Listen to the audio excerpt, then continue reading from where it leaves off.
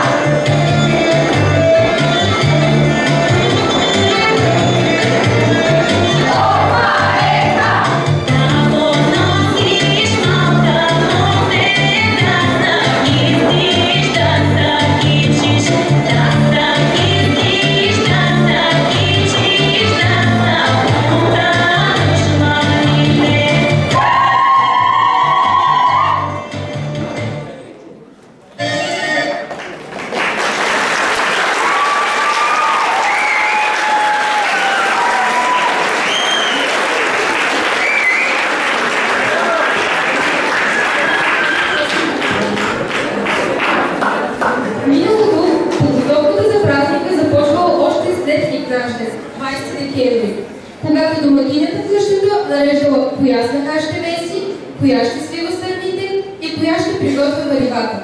Най-напред се замесвало тестото. Когато е вече готово, се захващали с обмесването на хлябовете, както за Бъдни вечер, така и за Коледа. Деца мои, днес ще ви разкажа за това как да приготвяте хубав хляб. Нека първо нанесем сламата за приготвяне.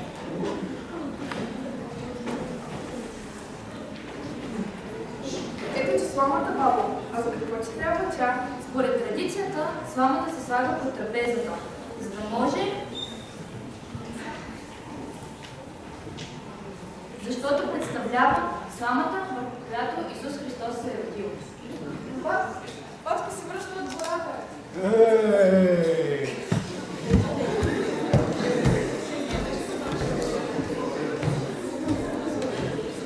Славите ли, мала Бора? Славим го! Аз съм вкъщи и Бог с мене.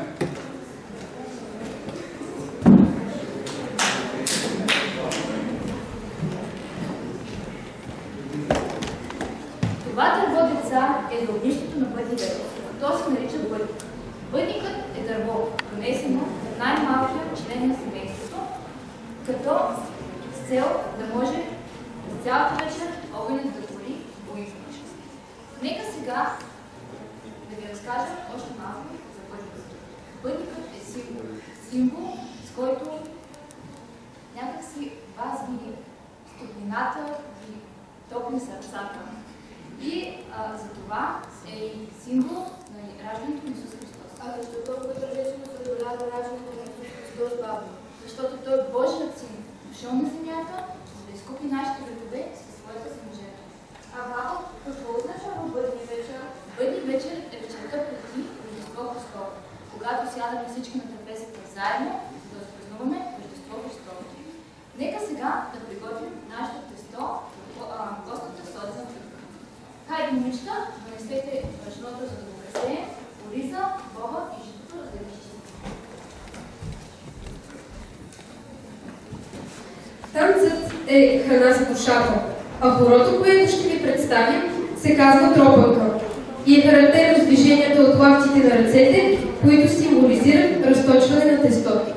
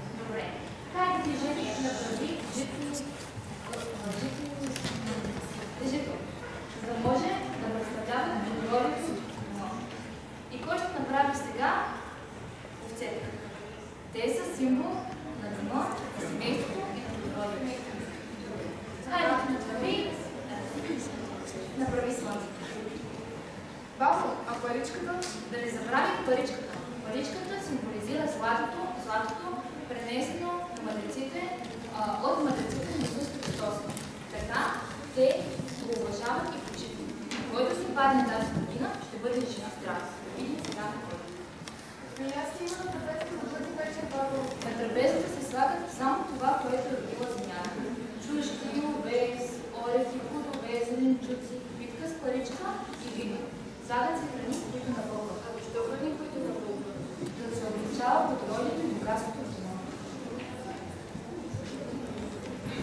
Приготвят се само постни ястия, защото това е последният ден от Коледния пост. На трапезата трябва да има нечетен брой ястия – 7 или 9. Това е така, защото дните от седмицата са 7.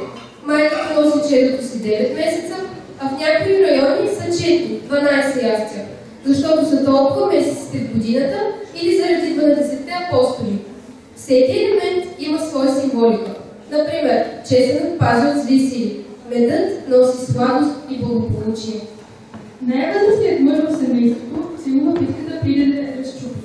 Хлябът е най-силен на земята. Пипа се с чисти ръце и пред него лоши думи не се изричат. След това всеки получава парче от пивката, като първото парче се оставя за Богородица и починалите, а следващите на всеки член от семейството, като се започне с най-възрастният, а накрая най-малкият. Трапезата се прекъдява с тамян, за да бягат лошите сили и болести от къщата. Чете се и молитва. Обедната вечеря не се раздига през цялата нощ, защото се вярва, че починалите роднини ще минат и ще се напустят от нея. Вярва се, че душите им идват да вечерят с живите и да ги благословят. Когато приготвим ястията и изпечем чудата, всички сядаме да си говорим, разказваме си истории, пеем песни. Хайде сега, мои купичка, да ни изиграете едно хубаво хоро. А сега на вашето внимание представяме Мелнишко хоро на песента "Сестра, брата кани на вечеря".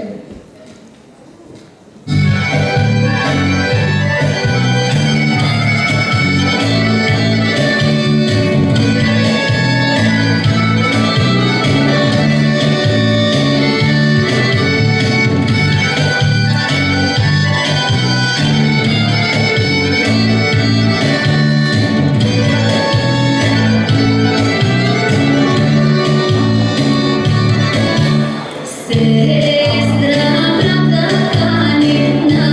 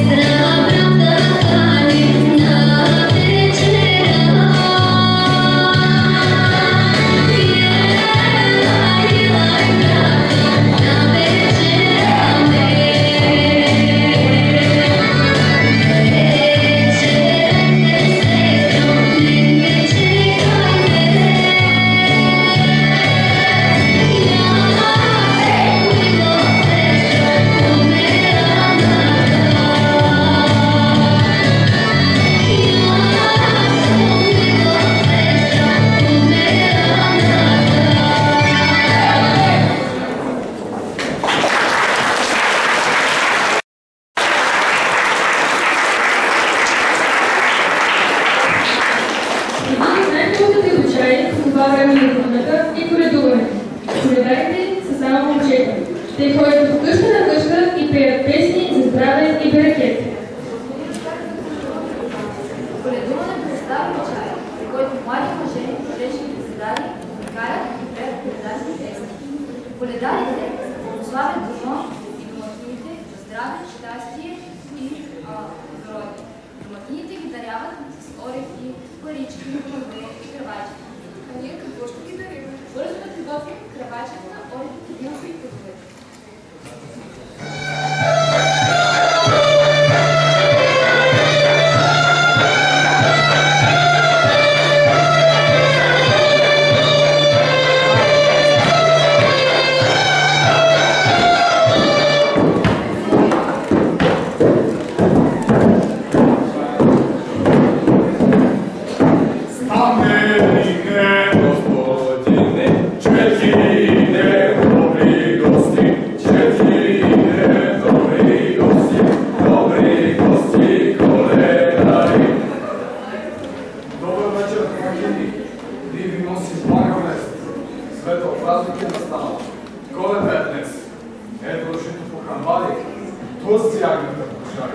Кажете дължина. Да бъде! Да бъде! Ройно вино по мазите, мед и восък по пчелите. Пълна къща с имане, мир и обич да настане. Кажете дължина. Да бъде! Да бъде! Да живеете добратя, всички хора по земята. Колко са живеят по земята, толкова ще живеят тази къща. Кажете дължина. Да бъде! Да бъде! Да са здрави и силни момците, още момите. Кажете дължина. Да бъде! Да бъде! И аз станете ви, стопани, вас е пеем, Бога славим. Колко звезди по небето, колко шум е с гората, толкова здраве тази къща. Да ви даде Господ от 1000. Всичко, що хваляте, а оттам да стане. Кажете дължина. Амин! Амин! Хайде да ги дарим.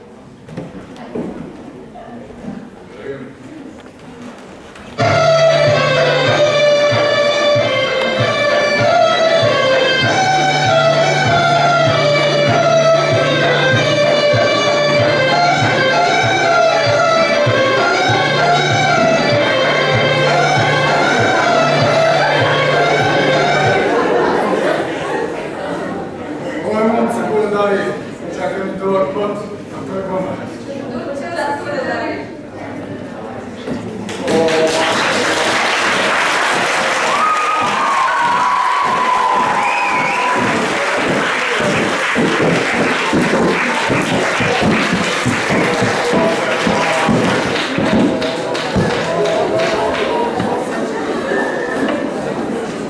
Към края на нашата приказка искам да напомня за благотворителния характер на каузата.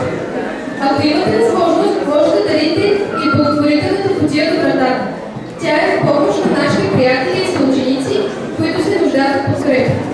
Уважаеми гости, благодаря ви, че бяхте част от коледната приказка, посветена на българските традиции Павлов разкажи, в която участваха ученици от клуба по гражданско образование с ръководител госпожа Мишка Калайджийска и клуба по български народни танци с ръководител госпожа Силвия Стоянова. Със съдействието на клуб училищни медии с ръководител господин Веселин Атанасов и ученици от 9 и 10 клас Евгения, Атанас, Любомир, Станимир и Момчил. Най-сърдечно ви пожелаваме здраве, уют и топлина да изпълват вашите домове в предстоящите светли празници. Пазете вярата и доброто в сърцата си. Благодарим ви, че споделихте с нас тези мигове. Искаме да изразим нашата благодарност към нашите организатори, госпожа Величка Калайджийска и госпожа Силвия Стоянова.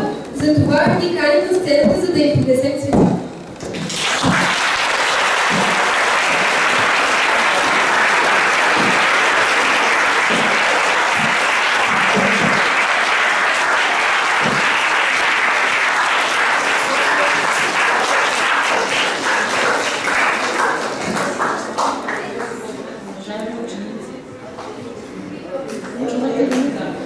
Уважаеми ученици, уважаеми участници, благодаря на всички, които се включиха с участието си в постановката.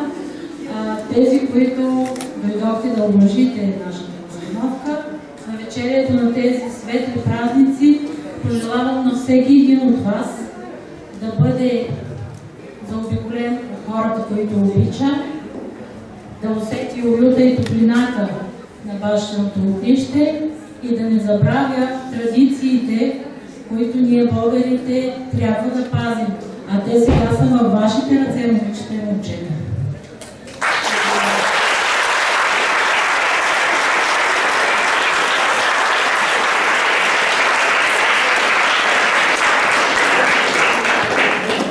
А сега ви каним да се почерпите с домашно приготвяне